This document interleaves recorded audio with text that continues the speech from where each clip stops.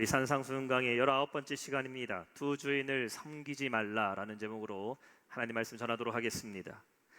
여러분, 사랑하는 것과 집착하는 것에는 차이가 있습니다. 물론 시작은 사랑으로 시작하게 되지만 그 사랑이 지나치게 되면은 집착이 될 수 있다라는 것입니다. 그 사전적 의미가 이렇습니다. 사랑이라는 것은 어떠한 사람이나 존재를 몹시 아끼고 귀중히 여기는 마음이 바로 사랑이다라고 말한다면은, 집착이라는 것의 사전적 의미는 이렇습니다. 어떤 것에 늘 마음이 쏠려 잊지 못하고 매달리게 된다라는 것은 이 집착이라는 것입니다. 남녀 관계에서도요, 건강한 연애를 하기 위해서는 서로 사랑을 해야 되는데 이것이 집착이 되어버리면은 그때부터 문제가 생기게 되는 것이지요. 특히 한쪽이 일방적으로 상대방에게 집착을 하게 된다. 그렇게 되기에는 이렇게 이어지다 보면은 결국 사고로 이어지게 되는 것을 우리가 볼 때가 있습니다. 데이트하는 사이에서도 무슨 폭행을 한다던가, 헤어지자고 하는 사람에게 보복을 하는 것, 이런 사람들의 그 보복을 하는 사람의 말을 들어보면은 이렇게 얘기합니다. 내가 사랑해서 그랬다라고. 하지만 그것은 사랑이 아니라 집착이라는 것입니다. 우리가 자녀를 사랑하지 않습니까? 부모가 자녀를 사랑할 때에도 내 자녀를 사랑해야 되는데 이것이 집착이 되어버리면 안 된다라는 것이죠. 자녀를 마음껏 사랑해 줘야 됩니다. 사랑받는 가정에서 자란 자녀는 건강하게 성장하게 되고 건강한 인격을 소유하게 됩니다.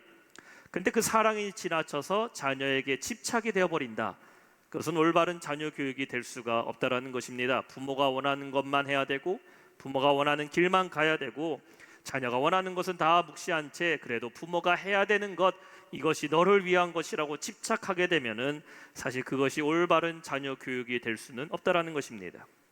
우리 여러분, 취미생활 좋아하시죠? 취미생활도 보면요, 취미생활 하는 것이 내가 좋아서 해야 되는 건데 그것이 어느 순간 집착이 되어버리면요, 일상적인 삶에도 지장을 받게 됩니다. 영화를 좋아하는 사람이 영화를 본다라는 것이 가끔 주말에나 혹은 머리를 식히려고 영화를 봐야 되는데 그냥 날마다 집에 가면 영화만 보고 있다, TV에만 앉아있다. 그 뭡니까? 집착하게 됐다라는 것이죠. 골프를 좋아하는 사람이 혹은 낚시를 좋아하는 사람이 어떤 운동이든지 간에 어떤 스포츠든지 간에 내가 거기를 좋아서 취미로 하는 것과 거기에 빠져서 내가 집착이 되어서 모든 시간을 다 거기에 할애하게 되면 어떻게 됩니까? 다른 것은 할 수 없는 일상생활의 문제를 갖고 오게 된다는 겁니다. 자, 그 중에서도 우리를 가장 집착하게 만드는 것은 무엇일까요? 우리를 가장 집착하게 만드는 것이 있다면 그것은 바로 물질이라는 겁니다. 물질. 돈과 재물은 집착하는 것이 아니라 우리는 관리해야 됩니다. 근데 관리해야 되는 것이 어느 순간 집착하는 것이 되어버린 순간 눈앞에는 무엇이 보일까요? 눈앞에는 온전히 이 돈만 보인다라는 얘기를 듣게 된다라는 것이에요. 사랑이 집착이 되어버리고 그 집착이 더 나아가서 결국 무엇이 될까요? 숭배가 될 수 있다라는 것입니다. 여러분, 한번 생각해 보시기 바랍니다. 나는 무엇을 사랑하고 있고 내가 사랑하는 그것이 너무나 지나쳐서 집착이 되어버린 것은 무엇인지, 또 그 집착이 지나쳐서 이제는 그것을 숭배해야지만 그것 없이는 살 수 없는 존재가 있다면 그것이 무엇인가 우리가 한번 돌아봐야 한다라는 것이에요. 집착을 넘어서서 내가 숭배하고 있어요. 그것이 없으면 살 수 없을 정도로 매달리고 있는 것이 된다면 오늘 본문의 문제로 드러나고 있는 바로 두 주인을 섬기는 자가 될 수 있다라는 것입니다. 이 팀 켈러 목사의 내가 만든 신이라는 책에서는 우상에 대해서 이렇게 말을 합니다. 무엇이든 당신이 그것을 보며 마음 깊은 곳에서 이렇게 말한다면 그게 곧 우상이다. 저것만 있으면 내 삶이 의미 있어질 거야. 저것만 있으면 나도 가치 있는 사람이 될 거야. 내가 중요하고 안정감이 들게 될 거야. 이런 관계를 여러 가지로 표현할 수 있지만 가장 적합한 말은 우상이고 숭배라고 얘기를 합니다. 여러분, 우상이요, 금송아지만 우상이 아니죠. 저 절에 있는 불상만 우상이 아닙니다. 무엇이 우상이라고요? 우리 마음에 있으면요, 내가 이것 때문에 내 삶이 그냥 의미 있어지는 것 같아 보이고, 이거 있어야지 내가 가치 있는 사람이 되는 것 같고, 또 이것으로 인해서 내가 중요한 사람이 되고, 이것이 있어야지만 나에게 안정감이 들게 된다. 그것을 나는 숭배하고 있는 것이고 그것이 비로소 나의 우상이, 내가 만든 신이 될 수 있다라는 겁니다. 이렇게 우리 안에 좋아하는 것으로 시작하지만 결국 이 숭배 대상이 되는 것들이 있다면 이미 우리는 또 다른 신, 바로 두 주인을 섬기는 자가 될 수 있다는 것이에요. 오늘 본문의 주님 24절에는 우리에게 두 주인을 섬기지 말라라고 말씀하고 있습니다. 우리는 하나님만 믿고 하나님만 주인으로 여겨야 되고, 우리 안에 또 다른 주인이 없이 오직 하나님 한 분만 주인으로 모시고 살아가는 우리 모든 성도 되시기를 주님의 이름으로 축원합니다. 오늘 말씀의 첫 번째는 하늘의 보물을 쌓으라입니다. 하늘의 보물을 쌓으라. 얼마 전에 저희 가족이 저녁 식사를 하고 있는데, 집에서 식탁에서 성민이가 저에게 이렇게 물어봤습니다. 아빠, 주식이 뭐야? 주식이. 그래서 제가 얘기했죠. 우리 주식은 쌀이야. 그렇게 얘기했습니다. 그래서 성민이가 물어보는군요. 그 주식이 아니더라고요. 투자하는 주식을 물어봤습니다. 투자하는 주식 하는 말이요, 자기 반에 주식을 하는 애가 있대요. 중학교 2학년짜리인데 뭔 주식하는 애가 있는지. 그래서 제가 생각했죠. 야, 기가 찬다고. 너 그 얘기 어디서 들었냐? 중학생이 무슨 주식을 하냐? 그런데 제가 한 이틀 전인가요, 뉴스를 보는데요, 진짜로 그 주식에 대한 이야기가 나오는데, 우리나라의 미성년자들이요, 주식 계좌를 갖고 있는 미성년자 숫자가 36만 명이라고 합니다. 그러니까 19세 미만 아이들이요, 아이들의 애경인 학생들이겠죠. 중고생들이요, 36만 명이나 되는 학생들이 주식 계좌를 갖고 주식을 하고 있다는 거예요. 기자가 인터뷰를 합니다. 한 아이가 컴퓨터 앞에서 열심히 막 주식 그걸 보고 있더라고요. 그러면서 막 기자한테 얘기하더라고요. 성민이 나이 또래 돼 보이는 것 같아요. 중학교 1, 2학년짜리인데 요즘 뭐가 상승하고 있고 어디에 투자를 해야 된다고. 그러니까 이 아이의 엄마가 옆에서 흐뭇하게 보다가요, 여러분 뉴스 보시면 나옵니다. 아이의 머리를 쓰다듬으면서 이렇게 얘기하더라고요. 아이에게 어렸을 때부터 경제관념을 가르치기 위해서 주식을 시작하게 했다고. 제가 그걸 보면서요, 정말 시대가 바뀌기도 했고, 과연 그것이 아이들에게 경제관념을 가르치는 좋은 방법이 될까 의아하게 되었습니다. 제가 어릴 때는 부모님이 통장 만들어 주시고, 그냥 통장에다가 1,000원 모으고 500원 모으고 어떻게든 돈 생길 때마다 은행에다 저금하는 거 가르쳐 주셨는데, 요즘 애들은요, 주식 투자하는 거, 이거 가르친다라는 것이죠. 불안전한 시대를 살아가면서요, 과연 사람들은 안전한 것을 찾는 것이 주식인데 그게 안전합니까? 저는 옛날부터 그냥 주식하면 망한다라는 말을 하도 많이 들어서요, 이 주식이라는 거 쌀밖에 모르는데, 요즘 사람들은 그 안전한 거 지키기 위해서 오히려 더 불안전한 것에 사람들은 돈을 내고 거기를 부여잡고 있다는 것이죠. 그렇다고 해서 은행에다 돈을 맡기는 건 안전할까요? 사실 은행도 믿을 만하지 못하다라는 것입니다. 은행이 사라질까 봐 걱정하는 것이 아니라, 아무리 우리가 은행에다 많은 돈을 놓고 저축을 한다 하더라도 갑자기 우리에게 경제적인 어려움을 당하게 된다던가, 불가피하게 내가 큰 지출을 할 수밖에 없는 문제를 만나게 되면요, 아무리 내가 지켜왔던 그 은행 안에 있는 돈들도 물질들도 한순간에 다 사라져버릴 수가 있다는 것입니다. 그래서 주님은요, 우리에게 뭐라고 말씀하십니까? 땅에다가 보물을 쌓고 사는 것이 아니라 너희는 하늘에 보물을 쌓으라고 말씀하고 계셔요. 오늘 보면 19절과 20절에 말씀하고 있습니다. 너희를 위하여 보물을 땅에 쌓아두지 말라. 거기는 좀과 동록이 해하며 도둑이 구멍을 뚫고 도둑질하느니라. 오직 너희를 위하여 보물을 하늘에 쌓아두라.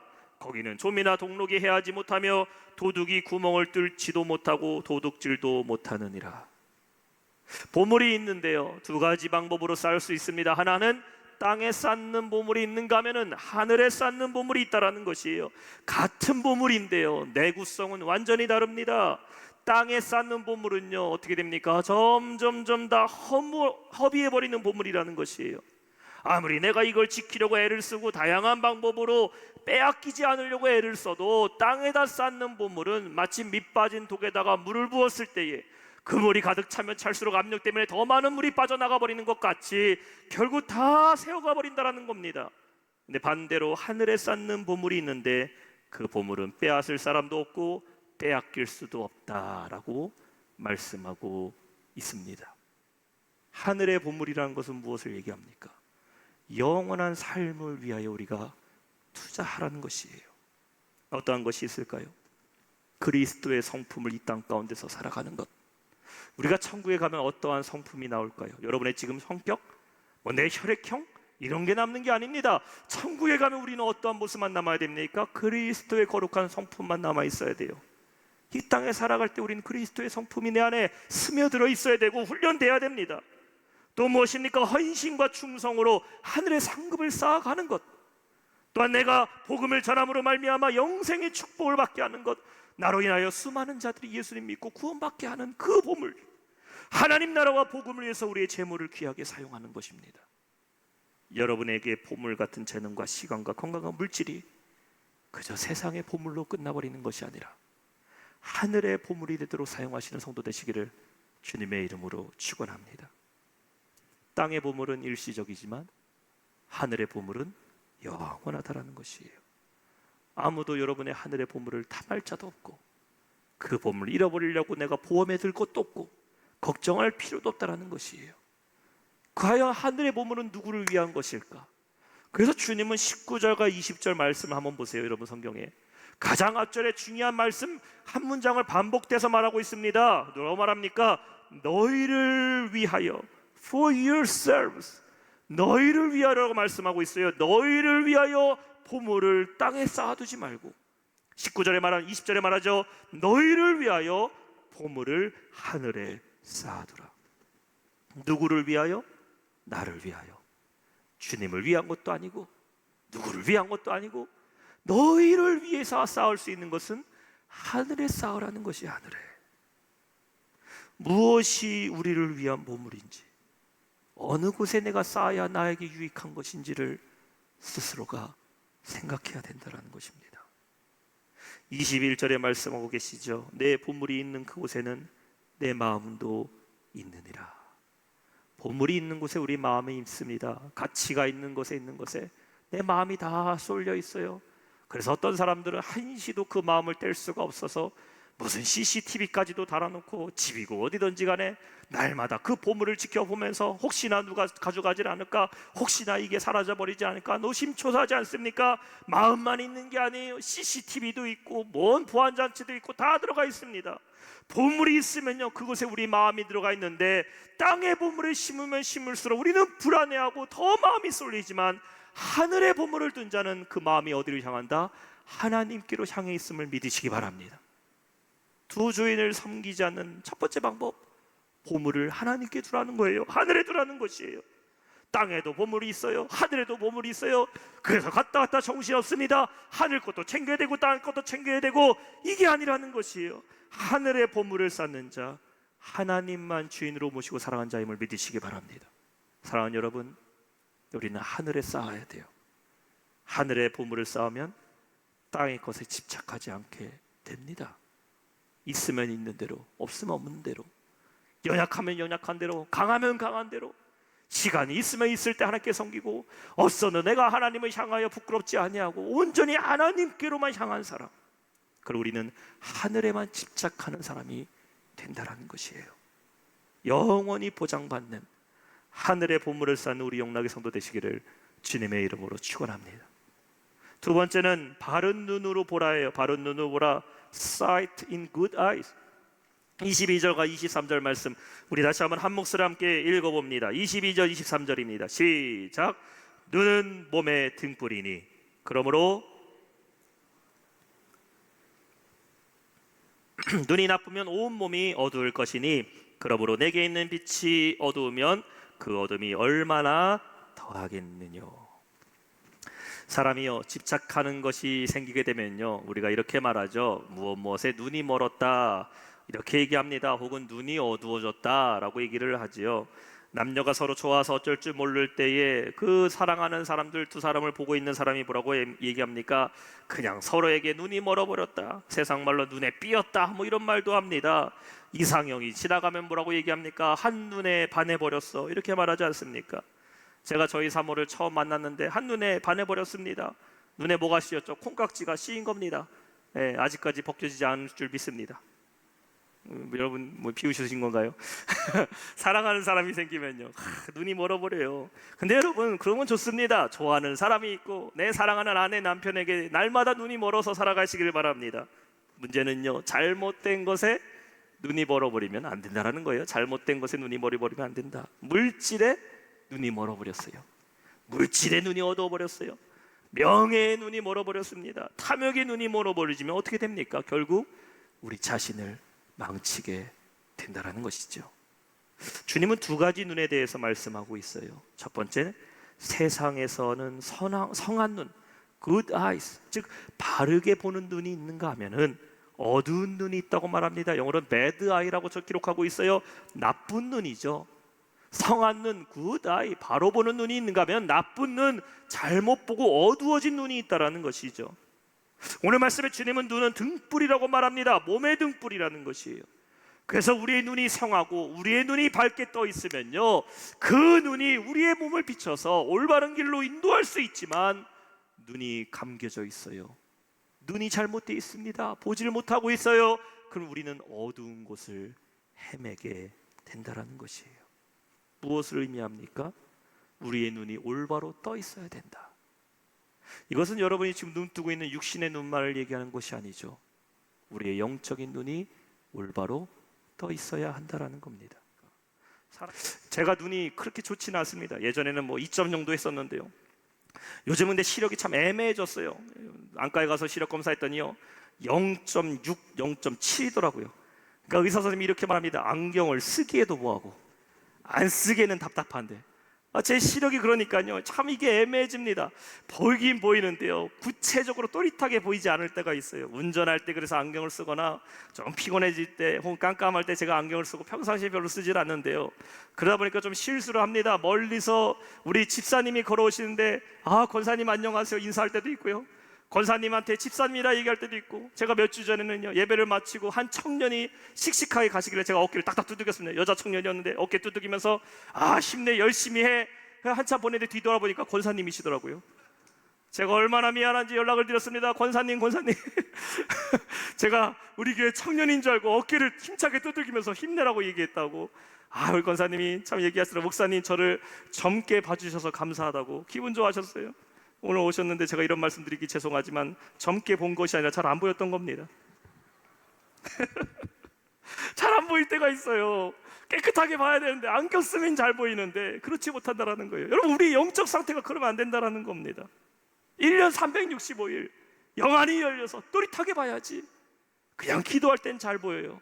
금식 기도할 때 잘 보입니다. 예배 나오면 잘 보여요. 하나님 진짜 살아계시는구나, 하나님 내 삶을 이끌어 가시는구나. 기도할 때 눈이 열리는데요, 일주일 내내 그냥 살아갈 때 눈 감긴 채 살아갑니다. 뜬 눈인지 감은 눈인지. 하나님이 계시기는 한 것 같은데 눈앞에 뿌연 게 있어서 이게 하나님 뜻인지 사람의 뜻인지 분간 못하는 것, 그러면 안 된다라는 것이에요. 마가복음 8장에 보면은 예수께서 벳세다 소경의 눈을 뜨게 하시는 기적이 나오고 있습니다. 주님께서 맨 처음에 그 소경에게 안수하셨어요. 처음에 안수하셨을 때 이 소경에게 물어봅니다. 야, 뭐가 보이냐? 소경이 말하죠. 예수님, 사람 같은 게 걸어다닌 것 같기도 하고 나무 같은 게 걸어다닌 것 같습니다. 눈이 똑바로 뜨지를 못했어요. 주님 한 번 더 안수하시고 물어봅니다. 이제 뭐가 보이냐? 마가복음 8장 25절에 그가 이렇게 대답을 합니다. 이에 그의 눈에 다시 안수하시매 저가 주목하여 보더니 나아서 만물을 밝히 보는지라. His sight was restored. 그의 눈이 비로소 restored, 회복되고 고쳐져서 And he saw everything is clear. 그가 비로소 everything is clear, 모든 것을 깨끗하게 보게 됐다라는 겁니다. 왜 주님은 한 번의 안수로도 이미 그의 눈을 다 고칠 수 있음에도 불구하고 두 번에 걸쳐 이 기적을 보여주고 계십니까? 우리의 눈이요 완벽하게 열리기를 주님의 이름으로 축원합니다. 영적인 눈이 열려야 everything is clear, 똑바로 볼 수 있게 되는 것이에요. 그래야 무엇이 하나님께 속한 것인지, 무엇이 세상의 자랑인지, 이게 하나님의 뜻인지 아니면 이게 악한 마귀의 나의 유혹인지를 우리는 비로소 분별하고 알 수 있다는 겁니다. 눈이 열려 하늘을 볼 줄 알아야 우리는 하늘의 보물을 쌓을 수 있는 사람이 되는 거고, 눈이 열려야 세상에 집착하지 않고 하늘에만 집착하고 하늘에 계신 주님만 바라보며 의지할 수 있는 것이고, 눈이 열려야 비로소 우리는 우리의 삶의 주인이 세상의 물질, 사람, 내가 묶인 문제가 아니라 하나님 한 분이신지를 분명히 볼 수 있게 된다는 것이에요. 영적인 눈이 밝게 열려서 빛 가운데 살아가는 우리 모두 성도 되시기를 주님의 이름으로 축원합니다. 마지막 세 번째, 한 주인만 섬기라 있는 겁니다. 24절 말씀입니다. 한 사람이 두 주인을 섬기지 못할 것이니 혹 이를 미워하고 저를 사랑하거나 혹 이를 중히 여기고 저를 경히 여김이라. 너희가 하나님과 재물을 겸하여 섬기지 못하느니라. 결론적으로 주께서 말씀하시는 것이 바로 이겁니다. 한 주인만 섬기라는 거예요. 한 주인만 섬기기 때문에 우리는 보물을 어디에 둬야 된다? 하늘에 둬야 되는 것이고, 한 주인만 섬기기 때문에 우리는 올바른 영적인 눈만 뜨고 육신의 눈으로 믿고 살아가는 것이 아니라 영적인 눈 뜨고 살아야 된다는 것이에요. 그렇지 않으면 이 혼탁한 세상은 너도 나도 주인이라고 보여지기 때문에 이것도 주인 같고 이것도 주인 같고 이것도 내 삶을 좌지우지하고 저것도 내 삶을 뒤흔들기 때문에 이 혼탁한 세상에 눈 떠 있지 않으면, 내 보물과 내 마음의 중심을 하늘에 두지 않으면 우리는 이 주인 저 주인 삼기다가 황폐의 삶을 살게 된다는 겁니다. 하나님과 재물을 겸하여 섬기지 말라고 말씀하시는 것은 저와 여러분 사이에 너희는 세상을 섬길 거냐 아니면 하나님을 섬길 거냐 선택을 주는 게 아닙니다. 우리는 오직 하나님 한 분만 섬기고 하나님 한 분만 주인으로 모시고 살아야 될 줄로 믿습니다. 애초부터 세상은, 애초부터 재물은 우리의 주인의 자리에 오를 게 아닙니다. 재물의 주인은 누구입니까? 누가 재물을 다스리는 겁니까? 우리가 재물을 다스리는 겁니다. 우리가 세상을 다스리는 것이에요. 창세기에서 하나님 말씀하셨죠. 아담과 하와에게 땅의 모든 것을 다스리라고 명령하십니다. 창세기 1장 26절의 말씀을 보세요. 하나님이 그들에게 복을 주시며 그들에게 이르시되 생육하고 번성하여 땅에 충만하라. 땅을 정복하라. 바다의 고기와 공중의 새와 땅에 움직이는 모든 생물을 다스리라. 재물은 쫓아가는 게 아닙니다. 지배받는 게 아닙니다. 하나님이 우리에게 주신 재물, 하나님이 나에게 주신 힘 다스려야 되고 절제해야 되고 관리해야 되는 겁니다. 세상의 자랑, 여러분이 믿고 있는 그 모든 것들을 다스리고 우리는 오직 누구만 주인으로 섬겨야 된다? 하나님 한 분만 주인으로 섬겨야 된다는 것이에요.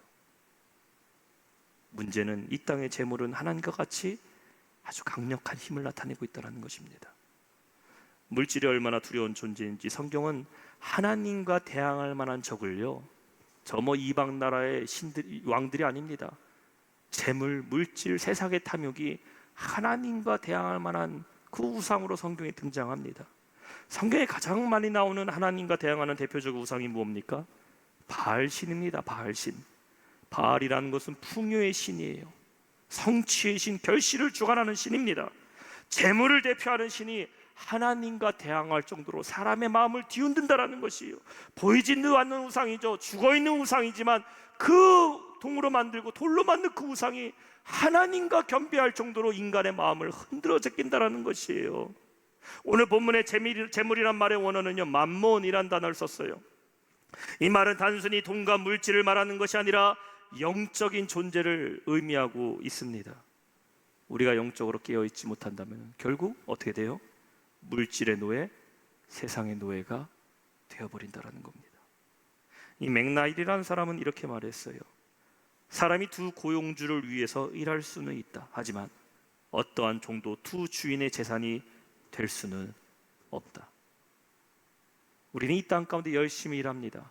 물질을 위해서, 삶을 위해서, 세상을 위해서 살아가지만 우리는 세상의 종이 아니라 한 주인만 섬기는 종이 되어야 된다. 하나님의 종이 되어야 한다는 것이에요. 만약에 내가 지금 하나님과 세상 사이에 갈등하고 있다면 여러분, 두 주인 사이에 고민하는 것이 아니라 이미 나는 하나님의 주인 종되고 하나님만 섬기기를 포기하는 거고 있는 것일지도 모릅니다. 주님은 재물만을 말하고 있는 것이 아니에요. 내 안에 하나님보다 더 사랑하는 것, 하나님만큼이나 소중하게 여기는 것, 그것에 내가 갈등하고 있다면 우리는 불충한 종의 모습이라는 것입니다. 여러분 매사에 어느 쪽에 서 계십니까? 이곳이 하나님이고 이것이 사람이라면 무엇이 여러분을 기쁘게 하고 무엇이 여러분의 감정을 흔들고 때로는 무엇이 여러분을 슬픔 가운데 빠지게 하고 무엇이 여러분을 날마다 고민하게 만듭니까? 하나님과의 관계입니까? 아니면 세상의 관계입니까? 만약에 내 명예와 내 자존심보다 더 하나님만을 섬기고 하나님만을 의지해야 되는데 세상의 우상에 내 마음이 가 있다, 세상의 마음이 가 있으면 하나님 그것을 꺾어버리십니다. 내가 허물지 못하는 우상 하나님이 허물어 버리십니다. 우리는 오직 하나님만 주인으로 여기고 살아가는 우리 모든 성도 되시기를 주님의 이름으로 축원합니다. 마가복음 6장 33절 말씀하고 있어요. 너희는 먼저 그의 나라와 그의 의를 구하라. 그러면 이 모든 것을 너희에게 더하시리라. 저와 여러분의 주인은 하나님 한 분이십니다. 내 삶의 주인은 오직 하나님 한 분이십니다. 우리 한번 따라해 봅시다. 나의 삶의 주인은 하나님 한 분이십니다. 그렇죠. 하나님 한 분만 모시고 살아가 영원한 삶의 축복을 누리며 살아가는 여러분 되시길 주님의 이름으로 축원합니다. 말씀을 맺겠습니다. 우리 주님은 우리에게 마지막 중요한 질문을 던지시면서 말씀을 맺고 계셔요. 너희는 누구를 섬기고 있느냐? 심각하게 여러분 스스로에게 다시 한번 질문해봐요. 무엇이 여러분을 기쁘게 합니까? 혹은 무엇이 여러분의 기쁨을 빼앗고 있습니까? 여러분이 일주일 동안 살아갈 때 무엇 때문에 그렇게 골머리를 썩으셨어요? 무엇이 여러분 마음에 그렇게 큰 무거운 짐이셨습니까? 그것이 하나님과의 관계입니까? 아니면 세상의 무거운 짐입니까? 하나님이 나의 주인이라고 여기는 사람은 세상 문제에 걱정하지 않습니다. 걱정이 다가와도 그 문제 하나님께 맡기고 하나님과의 관계만 열려 있다면, 하나님만 나의 주인으로 모시고 저 하늘만 바라고 있다면 하나님이 그 문제 해결하시고 믿고 맡기는 사람입니다. 내가 세상 편에 서서 물질에 매여 있고 환경에 매여 있고 사람에게 매여 있다면 하나님을 믿노라 하면서도 우리의 마음은 세상 가운데 가 있는 사람이 되는 것입니다. 여러분, 기독교의 신앙 고백의 첫 번째는 무엇일까요? 여러분이 그리스도인이 됐고 교인이 됐고 성도가 됐고 우리 기독교 신앙의 첫 번째 고백은요, 이 관계입니다. 하나님 외에 세상에 그 어떤 것도 내가 믿지 않겠다라는 것 아닙니까? 하나님만 나의 주인이고 세상에 그 어떤 것도 내 주인이 되지 않는다라고 고백하는 것이 우리 신앙의 고백 아닙니까? 우리에겐 두 주인이 없어요. 하나님 외에 그 어떤 것도 여러분을 굴복시킬 수도 없고 우리를 넘어뜨릴 수도 없고 우리의 감정을 흔들 수도 없습니다. 오직 하나님 한 분만이 우리를 만족케 하시고 하나님만이 우리를 자유케 하심을 믿으시기 바랍니다. 로마서 8장 38절 39절에 바울은 고백해요. 내가 확신하노니 사망이나 생명이나 천사들이나 권세자들이나 현재의 일이나 장래의 일이나 능력이나 높음이나 기쁨이나 다른 어떤 피조물이라 아무 피조물이라도 우리를 우리 주 그리스도 예수 안에 있는 하나님의 사랑에서 끊을 수는 없으리라. 하나님 한 분만 주인으로 모시고 살아갈 때에 하나님께서 여러분의 삶을 책임져 주시고 가장 복된 길로 인도해 주실 줄 믿습니다.